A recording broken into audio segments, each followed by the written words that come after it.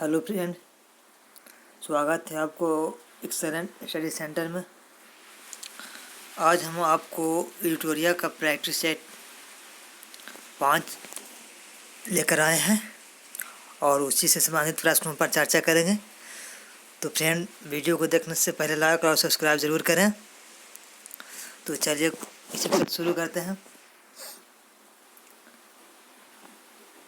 पहला है मुलिंगला दर्रा किस राज्य या केंद्रशासित प्रदेश में है? तो मुलिंगला दर्रा कहाँ है? मुलिंगला दर्रा उत्तराखंड में है। मुलिंगला दर्रा, मानाला एवं नीति दर्रा उत्तराखंड राज्य में बृहद हिमालय प्रदेश में स्थित है। नेक्स्ट क्वेश्चन है 2। टोंस किस नदी की सहायक नदी है? तो टोंस है जो यमुना की सहायक नदी है। टोंस नदी यमुना की सहायक नदी है। चंबल, सिंध, बेतवा, केन, हिंडर, सेंगर, रिहंद यमुना के अन्य प्रमुख सहायक नदियां हैं। बिहार जलप्रपात टोंस नदी पर स्थित है तथा इसकी ऊंचाई लगभग 100 मीटर है। नेक्स्ट क्वेश्चन है 3 है दुग्धधारा जलप्रपात किस नदी पर स्थित है? तो दुग्धधारा जलप्रपात नर्मदा नदी पर स्थित है। दुग्धधारा, कपिलधारा एवं धुआंधारा जलप्रपात मध्य प्रदेश राज्य में नर्मदा नदी पर स्थित है। नेक्स्ट क्वेश्चन है 4 है निम्नलिखित में से किस लौह अयस्क में लोहे का अंश सर्वाधिक होता है? तो लोहे का अंश सर्वाधिक मैग्नेटाइट में होता है। मैग्नेटाइट यह सबसे उत्तम कोटि का अयस्क है। इसमें धातु अंश 70% पाई जाती है। हेमेटाइट यह लाल कथाई रंग का होता है।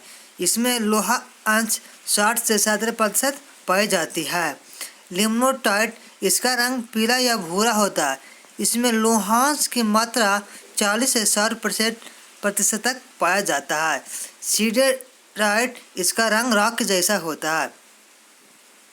नेक्स्ट क्वेश्चन है 5 है भारत में कौन सा राज्य ऊन का सर्वाधिक उत्पादन करता है? तो ऊन का सर्वाधिक उत्पादन राजस्थान करता है। भारत में राजस्थान ऊन का सर्वाधिक उत्पादन करता है। यहाँ पर भेड़ पालन और ऊँट पालन बाकी राज्यों की तुलना में सबसे अधिक होता है। राजस्थान में हर साल 15 मिलियन टन का ऊन उत्पादन होता है। यहाँ कई प्रकार की नस्लों की भेड़ पाली जाती है जिनसे अलग अलग किस्म का ऊन प्राप्त होता है। नेक्स्ट क्वेश्चन है 6 है अशोक ने किस अभिलेख में स्वयं को मगध का सम्राट कहा है? तो अशोक ने भाऊ अभिलेख में स्वयं को मगध का सम्राट कहा है। भाऊ अभिलेख राजस्थान के जयपुर जिले के विराटनगर में स्थित है। यह अभिलेख ब्राह्मणों को संबोधित करता है। इसमें अशोक ने स्वयं को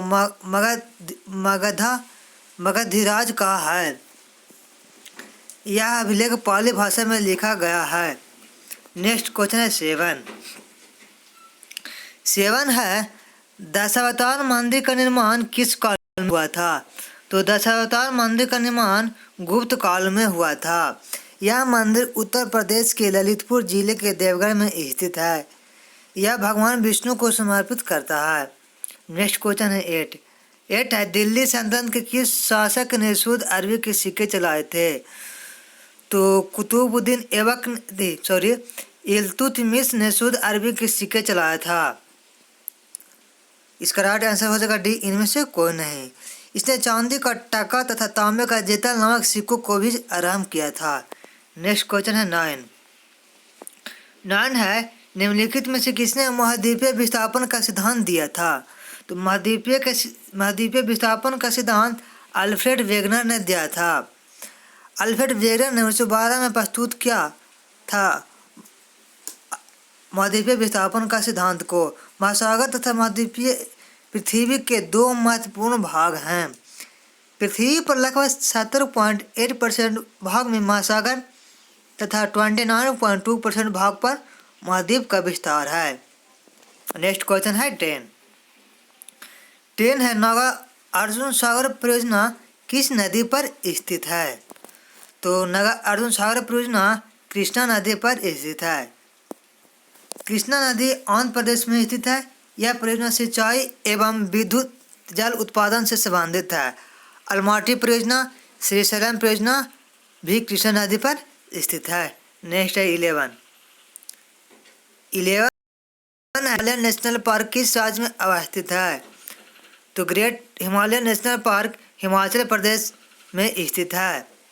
इस पार्क में भालू, हिम तेंदुए आदि पाए जाते हैं। इस नेशनल पार्क को वर्ष 2014 में वर्ल्ड हेरिटेज साइट की सूची में शामिल किया गया था। नेक्स्ट क्वेश्चन है 12 है केंद्र राज्य संबंधों पर गठित एएम पूंजी आयोग का गठन किस वर्ष किया गया था? तो एएम पूंजी आयोग का गठन 2007 में किया गया था। इस आयोग ने अपनी रिपोर्ट वर्ष 2010 में प्रस्तुत किया था। केंद्र राज्य संबंधों पर आधारित कुछ प्रमुख आयोग निम्नलिखित हैं, जैसे प्रशासनिक सुधार आयोग का गठन 1969 में हुआ था, राजमनार आयोग का गठन भी 1969 में हुआ था और सरकारी आयोग का गठन 1983 में हुआ था। नेक्स्ट क्वेश्चन है 13 है भारतीय संविधान के किस अनुच्छेद के तहत राष्ट्रपति राज्यपाल की नियुक्ति करता है? तो राष्ट्रपति राज्यपाल की नियुक्ति अनुच्छेद 155 के तहत करता है। राज्यपाल अनुच्छेद 159 के तहत शपथ ग्रहण करते हैं। राज्यपाल किसी भी राज्य में एक कार्यपालिका का प्रधान होता है। नेक्स्ट क्वेश्चन है 14 है दोनों सदनों की संयुक्त बैठक की अध्यक्षता निम्नलिखित में कौन करता है? तो लोकसभा अध्यक्ष दोनों सदनों के संयुक्त अधिवेशन के अध्यक्षता करता है। यह अनुच्छेद 118 के 4 के अंतर्गत करता है। भारतीय संसद के इतिहास में अभी तक कुल 3 बार संयुक्त बैठक बुलाई गई है। नेक्स्ट क्वेश्चन है 15 है संसद के सत्र आरंभ होने के बाद राष्ट्रपति द्वारा जारी अध्यादेश कितने समय के भीतर दोनों सदनों द्वारा अनिवार्य रूप से पारित किया जाना चाहिए? तो 6 सप्ताह के बाद राष्ट्रपति द्वारा जारी अध्यादेश को पारित किया जाना अनिवार्य होता है। राष्ट्रपति संविधान के अनुच्छेद 123 के अंतर्गत अध्यादेश जारी करता है। संसद के पुनः सत्रारंभ पर यह अध्यादेश 6 सप्ताह के अंदर दोनों सदनों द्वारा पारित हो जाना चाहिए, अन्यथा यह अध्यादेश समाप्त समझा जाएगा। नेक्स्ट क्वेश्चन है 16 है सरकार की संघीय व्यवस्था भारतीय संविधान में किस देश के संविधान से लिया गया है? तो संघीय व्यवस्था कनाडा का संविधान से लिया गया है। केंद्र के पास अवशिष्ट शक्तियां तथा संघ तथा राज्य के बीच शक्तियों का वितरण आदि भारतीय संविधान में कनाडा के संविधान से लिया गया है। नेक्स्ट क्वेश्चन है 17 है किस अधिनियम के अंतर्गत भारत में अप्रत्यक्ष चुनाव प्रणाली की शुरुआत की गई थी? तो भारत परिषद अधिनियम 1892 के द्वारा भारत में अप्रत्यक्ष चुनाव प्रणाली की शुरुआत की गई थी। इस अधिनियम के अंतर्गत वार्षिक बजट पर विचार विमर्श करने तथा प्रश्न पूछने की भी शक्ति दिया गया था। नेक्स्ट क्वेश्चन है 18 है संविधान सभा द्वारा गठित संचालन समिति के अध्यक्ष कौन थे? तो संविधान सभा द्वारा गठित संचालन समिति के अध्यक्ष डॉक्टर राजेंद्र प्रसाद थे। संविधान सभा द्वारा गठित संविधान समिति के अध्यक्ष डॉक्टर राजेंद्र प्रसाद थे। भारतीय संविधान सभा की स्थापना 9 दिसंबर 1940 को किया गया था। संविधान सभा द्वारा गठित प्रमुख समिति एवं अध्यक्ष निम्न थे: नियम समिति के अध्यक्ष डॉक्टर राजेंद्र प्रसाद, संचालन समिति के अध्यक्ष डॉक्टर राजेंद्र प्रसाद, प्रारूप समिति के अध्यक्ष भीमराव अंबेडकर, संघ संविधान शक्ति के अध्यक्ष पंडित जवाहरलाल नेहरू एवं अल्पसंख्यक समिति के अध्यक्ष सरदार वल्लभ भाई पटेल थे। नेक्स्ट क्वेश्चन है 19 है किस संविधान संशोधन के द्वारा यह प्रावधान किया गया कि मंत्रिपरिषद में मंत्रियों की संख्या प्रधानमंत्री को शामिल करके कुल संख्या का 15% से अधिक नहीं होना चाहिए।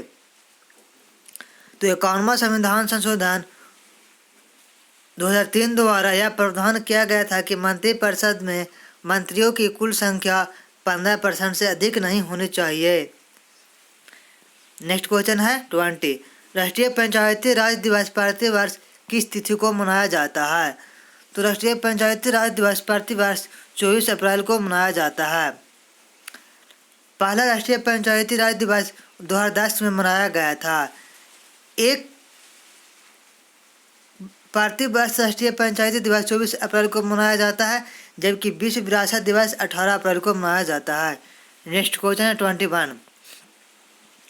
21 है अमजद अली खां का संबंध किस वाद्य यंत्र से है? तो अमजद अली खां सरोद बजाते हैं। कुछ प्रमुख सरोद वादक निम्न हैं, जैसे अली अकबर खां, अलाउद्दीन खां, बुद्धसेन दास गुप्ता आदि, ये सभी सरोद बजाते हैं। नेक्स्ट क्वेश्चन है 22 है स्वर्णिम पैगोडा का देश किसे कहा जाता है? तो स्वर्णिम पैगोडा का देश कहा जाता है लैंड ऑफ थंडरबोल्ट भूटान, पूर्व का मोती श्रीलंका, एशिया का मरीज चीन आदि देशों को संबोधित किया जाता है। नेक्स्ट क्वेश्चन है 23 है 6 प्रमुख बैंकों का राष्ट्रीयकरण किस पंचवर्षीय योजना के दौरान किया था? तो 6 प्रमुख बैंकों का राष्ट्रीयकरण छठी पंचवर्षीय योजना के तहत किया गया था। छठी पंचवर्षीय योजना का कार्यकाल 1980 से 85 था, जबकि 14 प्रमुख बैंकों का राष्ट्रीयकरण 1969 में किया गया था। नेक्स्ट क्वेश्चन है 24। भारत में योजना आयोग का गठन किस समिति के सिफारिश पर किया गया था? तो भारत में योजना आयोग का गठन केसी नियोगी समिति की सिफारिश पर किया गया था। 15 मार्च 1950 को केसी नियोगी ने इस समिति का गठन का सिफारिश किया था। वर्तमान में इस आयोग के स्थान पर नीति आयोग का गठन किया गया है, जो वर्ष 2015 से कार्यरत है। नेक्स्ट क्वेश्चन है 25 निम्नलिखित में से कौन सा अप्रत्यक्ष कर का उदाहरण है? तो सेवा शुल्क, सीमा शुल्क, बिक्री कर आदि सभी उपयुक्त अप्रत्यक्ष कर के उदाहरण हैं। अप्रत्यक्ष कर के निम्न और प्रकार हैं, जैसे आयकर, निगम कर, मृत्यु कर, उपहार कर, कृषि आयकर, उत्तराधिकारी कर आदि प्रत्यक्ष कर हैं तथा अप्रत्यक्ष कर जैसे बिक्री कर, आयात निर्यात पर कर, उत्पादन कर, मनोरंजन कर, सेवा कर आदि ये सब अप्रत्यक्ष कर के उदाहरण हैं।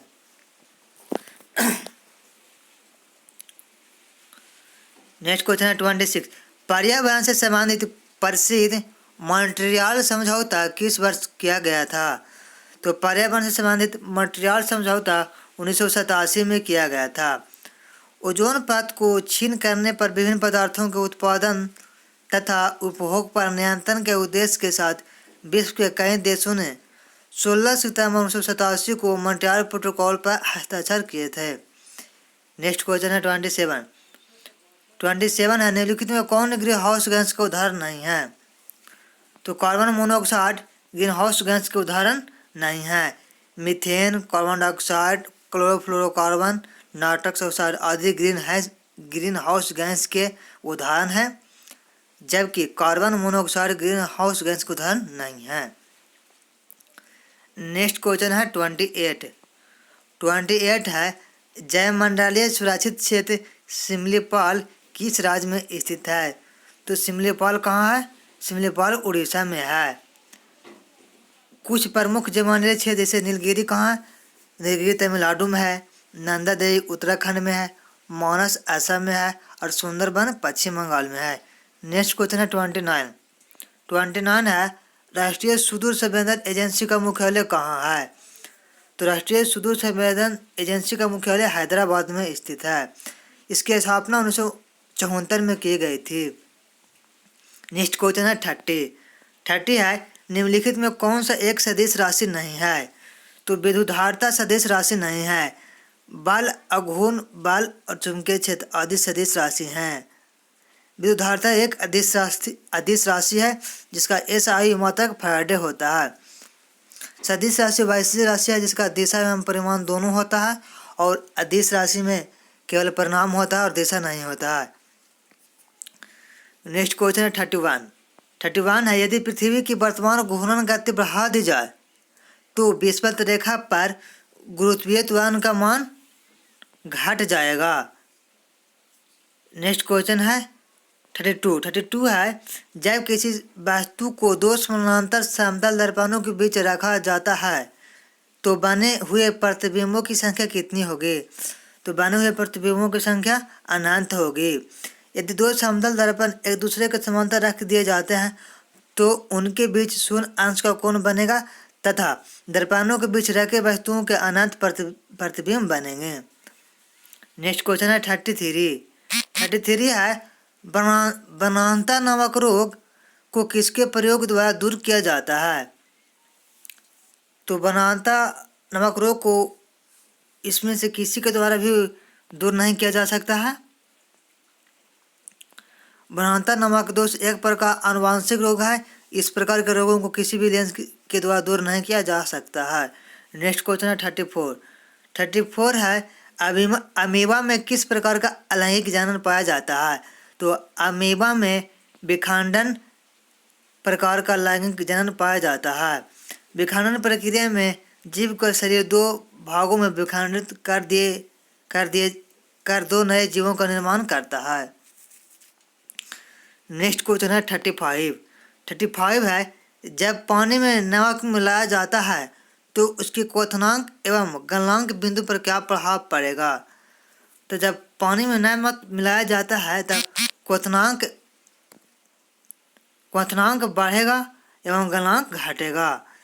जल का क्वथनांक 100 डिग्री सेंटीग्रेड तथा गलनांक 0 डिग्री सेंटीग्रेड होता है। नेक्स्ट क्वेश्चन 36 है, निम्नलिखित में कौन सी घटना है जो केवल प्रकाश में ही होती है, ध्वनि में नहीं? तो ध्रुवन केवल प्रकाश में होता है। ध्रुवन अनुप्रस्थ तरंग का गुण है। अनुप्रस्थ तरंग वैसी तरंग होती है जिनके संचार के लिए माध्यम की आवश्यकता नहीं होती है। नेक्स्ट क्वेश्चन है 37 है, स्थिर अनुपात का नियम किस वैज्ञानिक ने दिया था? तो स्थिर अनुपात का नियम जोसेफ प्रॉस्ट ने दिया था। इस नियम के अनुसार किसी रासायनिक यौगिक में तत्व हमेशा द्रव्यमान के निश्चित अनुपात में मौजूद होते हैं। नेक्स्ट क्वेश्चन है 38 है, किस अखबार या पत्रिका ने वर्नाकुलर प्रेस एक्ट का समर्थन किया था? तो पायनियर ने वर्नाकुलर प्रेस एक्ट का समर्थन किया था। वर्नाकुलर प्रेस एक्ट को 1878 ईस्वी में लॉर्ड लिटन के शासनकाल में पारित किया गया था। इस एक्ट को पायनियर पत्रिका ने समर्थन किया था। इस एक्ट को लॉर्ड रिपन के शासनकाल में निरस्त कर दिया गया था। नेक्स्ट क्वेश्चन है 39 है, प्रथम आंग्ल मराठा युद्ध किसके शासनकाल के दौरान घटित हुई थी? तो प्रथम आंग्ल मराठा युद्ध वारेन हेस्टिंग के शासनकाल के दौरान घटित हुआ था। प्रथम आंग्ल मराठा युद्ध 1775 से 1782 ईस्वी के बीच हुआ था। इस समय भारत के गवर्नर जनरल वारेन हेस्टिंग थे। प्रथम आंग्ल मराठा युद्ध सलवाई की संधि 1782 द्वारा समाप्त किया गया था। नेक्स्ट क्वेश्चन है 40 है, उस्ताद मंसूर किसके दरबार में प्रमुख चित्रकार थे? तो उस्ताद मंसूर जहांगीर के दरबार में प्रमुख चित्रकार थे। इनके दरबार में रहने वाले अन्य प्रमुख चित्रकार उस्ताद मंसूर, आगा रजा, अबुल हसन एवं मोहम्मद नासिर आदि थे। जहांगीर के कार्यकाल को चित्रकला का स्वर्णयुग कहा जाता है। नेक्स्ट क्वेश्चन है 41 है, द्वैतवाद सिद्धांत के प्रतिपादक कौन थे? तो द्वैतवाद सिद्धांत के प्रतिपादक माधवाचार्य थे। द्वैतवाद के प्रतिपादक निम्बार्काचार्य, विशिष्टद्वैतवाद के प्रतिपादक रामानुजाचार्य और अद्वैतवाद के प्रतिपादक शंकराचार्य थे। नेक्स्ट क्वेश्चन है 42 है, दीवान ने कोई विभाग की स्थापना किस शासक ने की थी? तो दीवान ने कोई विभाग की स्थापना मोहम्मद बिन तुगलक ने किया था। दीवान ने कोई मुक्ता एक कृषि विभाग था जिसकी स्थापना मोहम्मद बिन तुगलक ने की थी। मोहम्मद बिन तुगलक को स्वप्नशील, पागल तथा रक्त पिपासु नाम से संबोधित किया गया है। नेक्स्ट क्वेश्चन है 43। 43 है चंदावर का युद्ध कब हुआ था? तो चंदावर का युद्ध 1194 में हुआ था। चंदावर का युद्ध गौरी तथा जयचंद के बीच हुआ था, जिसमें गौरी विजय हुई थी एवं जयचंद की हार हुई थी। कुछ प्रमुख युद्ध हैं, जैसे तरान का प्रथम युद्ध 1191 में पृथ्वीराज व मोहम्मद गौरी के बीच हुआ था, जिसमें पृथ्वीराज का विजय हुआ था। तरान के द्वितीय युद्ध 1192 में पृथ्वीराज एवं गौरी के बीच हुआ था, जिसमें गौरी विजय एवं पृथ्वीराज की पराजय हुई थी और इसी युद्ध में पृथ्वीराज को बंदी बनाकर उसे हत्या कर दिया गया था। नेक्स्ट क्वेश्चन है 44। 44 है लोहार वंश का संस्थापक निम्नलिखित में कौन था? तो लोहार वंश का संस्थापक संग्राम राज था। उत्पल वंश के बाद कश्मीर पर लोहार वंश का शासन हुआ था। लोहार वंश का संस्थापक संग्राम राज तथा संग्राम राज के बाद अनंत इस वंश का राजा बना। नेक्स्ट क्वेश्चन है 45। 45 है किस विद्वान ने बिंदुसार को 16 राज्यों का विजेता बताया था? तो तारनाथ ने बिंदुसार को 16 राज्य के विजेता बताया था। बिंदुसार चंद्रगुप्त मौर्य का उत्तराधिकारी था, जो 298 ईसा पूर्व मगध की गद्दी पर बैठा था। बिंदुसार को अमित्र घात के उपनाम से भी जाना जाता है। तारनाथ ने बिंदुसार को 16 राज्यों का विजेता बताया था। नेक्स्ट क्वेश्चन है 46। 46 है